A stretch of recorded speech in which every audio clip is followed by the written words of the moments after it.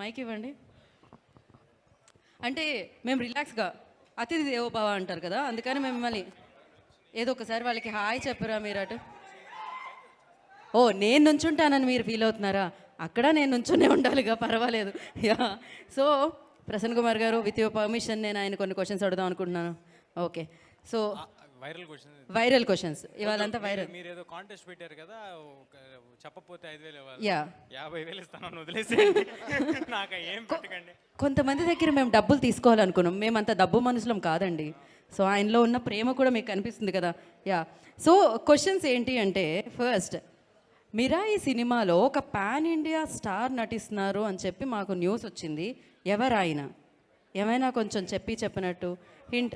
ఆయన చేస్తున్నారు మాకు తెలుసు, అది ఇంకా ఎవరో, ఇంకొంచెం ఇంకా ఎవరో.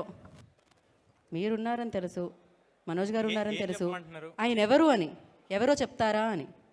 ఎవరు అనేది విశ్వప్రసాద్ గారు చెప్తారండి. పీపుల్ మీడియా ఫ్యాక్టరీ విశ్వప్రసాద్ గారు చెప్తారు. ఈ ప్రశ్న ఆయనకి ఫార్వర్డ్ చేయండి అంటున్నారనమాట ఆయన. సో ఓకే, జై హనుమాన్లో మీరున్నారా? Straight question. ఈ ఆన్సర్లు మీ దగ్గర నుంచి వస్తే ఎలా ప్రసన్న కుమార్ గారు? యా, ఒప్పుకో మేము. అది ప్రశాంత్ వర్మ చెప్తే బాగుంటుంది కదా. ఇదేంటి పక్క వాళ్ళ క్వశ్చన్స్ రాశారు? ఏదో ఒకటి కొంచెం చెప్పినట్టు ప్రశాంత్ వర్మ గారిని మేము అడుగుతాం డెఫినెట్లీ.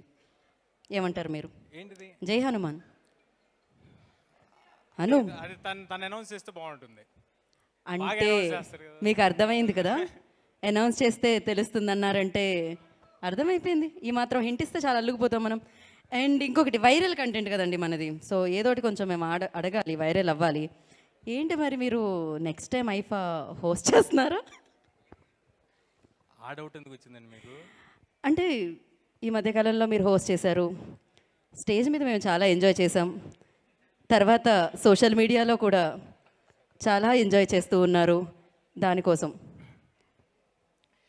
అంటే చెప్దాం అనుకున్నది ఇది వేదిక కాదు, దాని గురించి ఇంకోసారి. అందుకే వేదిక మీదకి పిలవలేదు మిమ్మల్ని, మేము కింద వచ్చి అడుగుతున్నాం ఈ క్వశ్చన్. ఇది సోఫా. ఏం లేదంటే మీరేం అడుగుతున్నారు? అదే రాబోయే కాలంలో మళ్ళీ మీరు ఐఫా హోస్ట్ చేస్తున్నారా?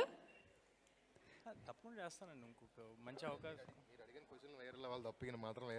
అదే కదా, చాలా సేఫ్ అంటే మీరు దేని గురించి అడుగుతున్నారు నాకు అర్థమైంది కదా. ఐఫా అనేది ఒక నేషనల్ ప్లాట్ఫామ్ అండి. ఎంతోమంది స్క్రిప్ట్ రైటర్స్, రీడింగ్ సెషన్స్ తర్వాత మా వరకు వస్తూ ఉంటుంది.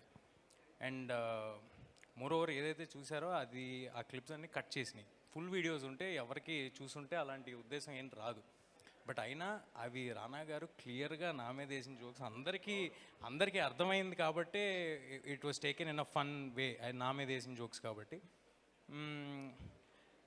నేను అందరి హీరోలతో చిన్నప్పటి నుంచి పనిచేస్తూ పెరిగాను. నాకు చాలా క్లోజ్ రిలేషన్ ఉంది అందరితో.